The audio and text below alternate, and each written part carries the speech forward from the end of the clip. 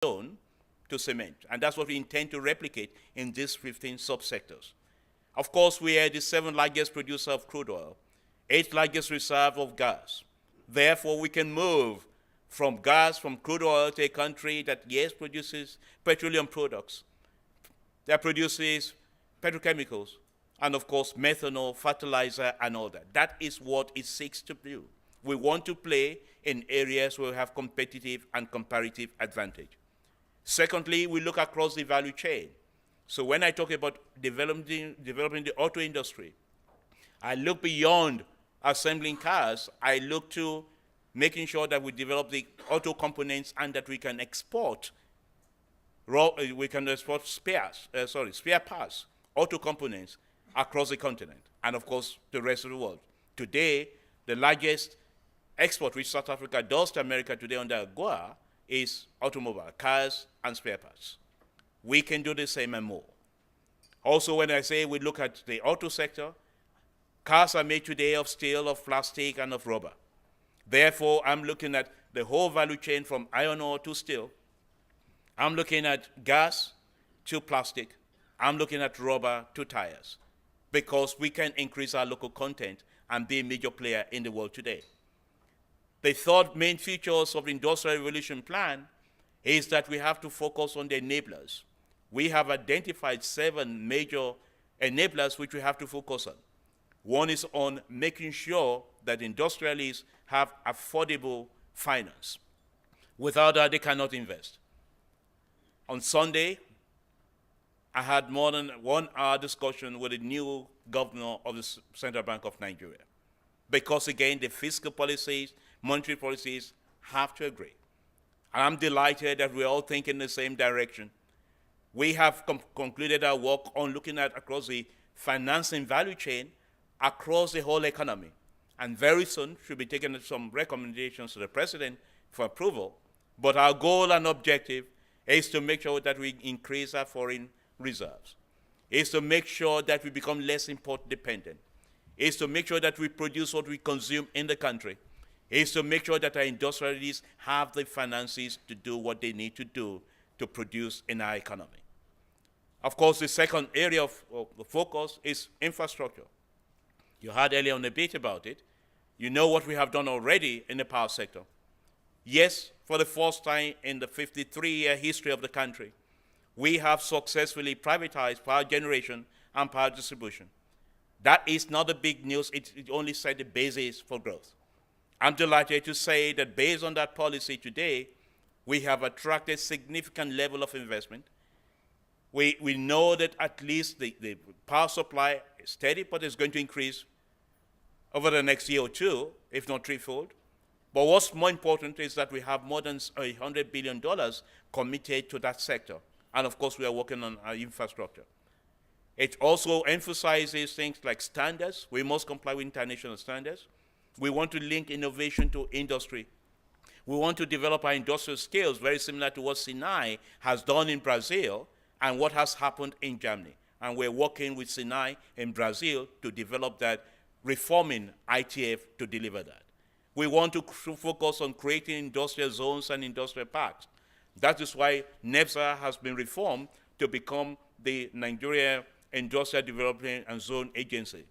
Not just focusing on export, but focusing on industrial cities and industrial zones. President will be doing the groundbreaking of the first gas industrial city in Ogedengbe very soon in the next few weeks. That is where we want to aggregate the gas for all the petrochemical fertilizer methanol production, part of that, and it will be the largest in Africa. We want to focus on improving the investment climate because that's critical. Business climate is critical.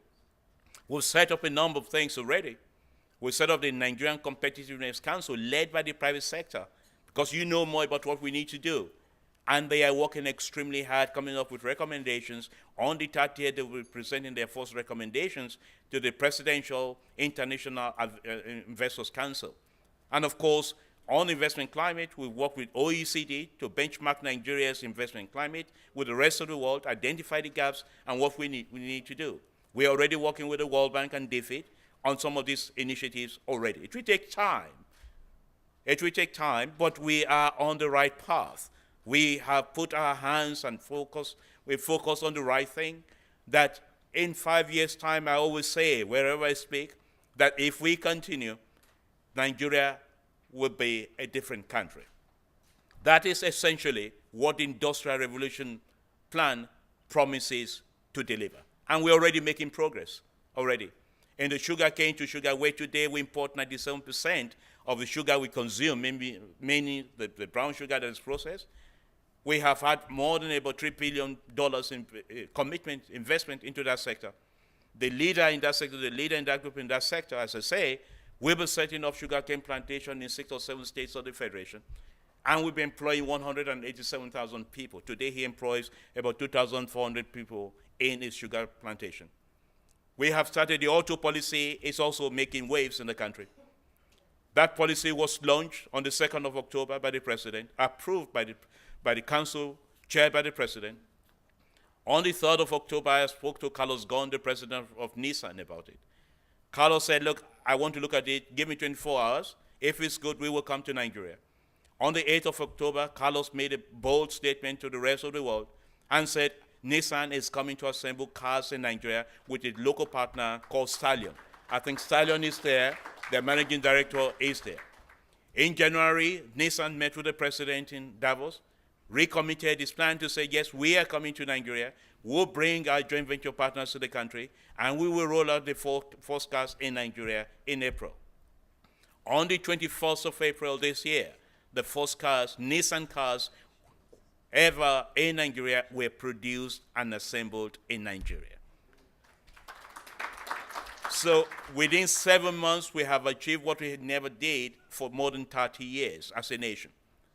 Now, it's not just about Nissan. On the 1st of July, I will be in Kaduna, Kakuri, to commission the new cars that Peugeot, Pan, and now I'm going to start assembly in Kaduna, in Kakuri, and also breaking ground for the new auto components park there. Hyundai of South Korea will be producing theirs in July. And today, I'm delighted to say that more than 14 OEMs are already committed to that program. Toyota is looking at it, has committed to produce some of the buses already. So it is happening in that country in terms of the success we have made to date. All of these initiatives outline our priorities for domestic production and cannot be abstracted away from how we craft our trade policies and strategies. These sectorial reforms programs in Nigeria, therefore, form the basis for the tariffs we set and what we do in the country. Ladies and gentlemen, I want to talk briefly, finally, give my concluding statements. Essentially, ladies and gentlemen, our customs services have a direct impact on real jobs in our economy, and we recognize them for this. Part of the leadership role they're playing is also to organize this conference. And I hope it is clear to everyone what custom has to do with trade. It is so important, and their role cannot be underemphasized. They are essential to achieving our broader economic agenda in the real sector of the economy.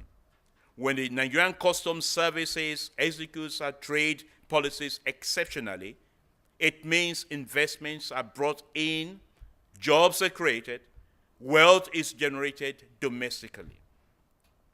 Ladies and gentlemen, under the leadership of His Excellency, our President, Dr. Goodluck Ebele Jonathan, Nigeria has commenced the journey of economic transformation which is irreversible, which will be enabled by strong trade policies and trade facilitation capabilities.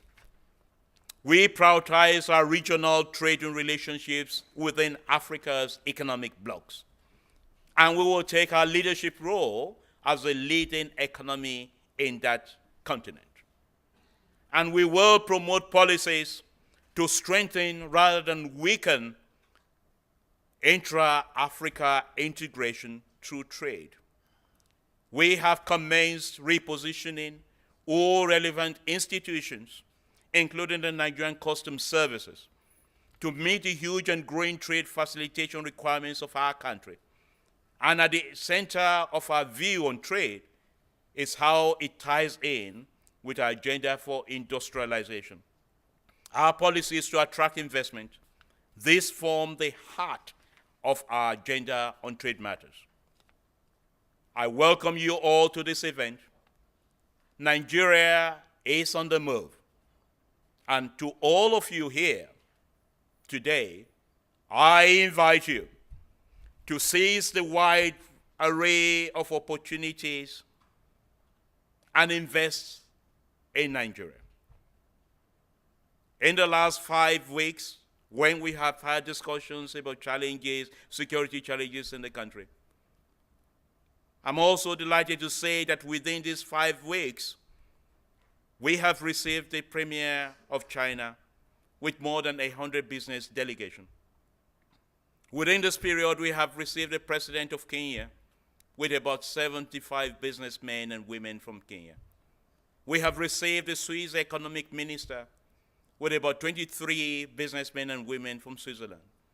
Every year, the Swiss businessmen and women decide on going to a number of countries. Every year, they suggest 4 to 5 countries to their government, and the government decides on which one to go to. The Swiss minister told me this time around, they were all unanimous about coming to Nigeria. Within this last 5 weeks, we have received the economic minister from Germany and a trade delegation. We have received the U.S. Secretary of Trade, Penny Pritchard, with about 23 businessmen from the United States focused on power and investing in power. She told me that they had more than 100 people who wanted to come. They limited that to about 23 people. Within this 5 weeks period, we have received the President of Pakistan. It's the first time in the history of Pakistan that the president will visit Nigeria with a trade delegation of about 68 people. We have received, within these 5 weeks, we have received a trade delegation from Iran. And last week, within these 5 weeks only, we have received the Dutch Minister of International Trade and Development with about 30 entrepreneurs from Netherlands. In addition to that, the Dutch government is setting up a growth fund of about $700 million to support investments in the Netherlands, but more in other countries. And they will support Nigerians that are partnering with the Dutch people to set up businesses in Nigeria, and even fund businesses that are setting up in Nigeria. Once they are viable and they meet their requirements, they can access that 700 million euro. That's a country that is putting its money where its mouth is. I am only saying in the last 5 weeks, we as a country, despite what we had, our security challenges, we have played host to at least 8 or 9 different heads of states or ministers with huge trade delegations. They must have seen what you have not seen if you have not been to Nigeria now.